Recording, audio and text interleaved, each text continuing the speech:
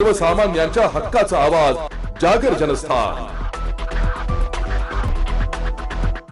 पावसाळ्याच्या तोंडावर नाशिक शहरामध्ये आरोग्य यंत्रणेचे 3 तेराव झाल्याची परिस्थिती पाहायला मिळते। डेंग्यू, मलेरियासह स्वाईन फ्लूचे रुग्णसंख्येत लक्षणीय वाढ दिसून येते।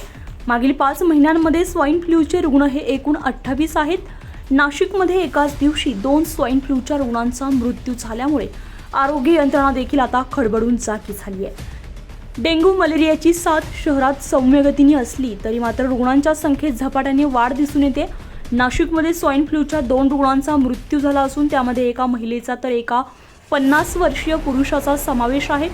नाशिक शहरातील आरोग्याची परिस्थिती नियंत्रणात असल्याची माहिती महापालिका आरोग्य प्रशासनाकडून देण्यात आली आहे।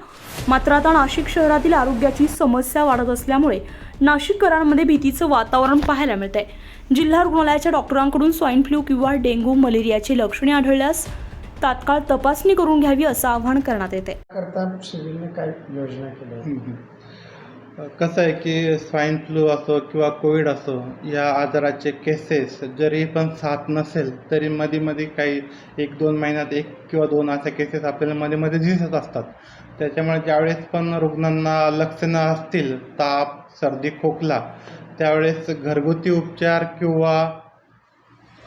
उपचार न करता त्वरित डॉक्टरांच्या सल्ल्याने उपचार केलेले चांगले असतात। साधारणतः कॉमन कोल्डपेक्षा हे आजार डिफरन्शिएट करण्यासाठी हाय ग्रेड फीवर किंवा जे अतिजोखमीचे व्यक्ती असतात, डायबिटीस असेल किंवा वय जास्त असेल, अशा पेशंटमध्ये असे आजार कॉम्प्लिकेटेड होत असतात। आपण गाफील राहून चालणार नाही की साथ की संपली असं आपण जर म्हटलं आणि एखादी केस आली आणि ती कॉम्प्लिकेटेड झाली का ती प्रॉब्लेमॅटिक असते। कारण जो व्हायरस आहे तो हा थोडे केसेस एखादी स्पोरॅडिक केसेसमध्ये देणारच आहे। पूर्णपणेच संपली म्हणजे पूर्णचा आजार गेला, इलिमिनेट झाला मुळात सकट असं होत नसतं। त्याला वेळ लागतो, त्याला खूप वर्ष लागतात।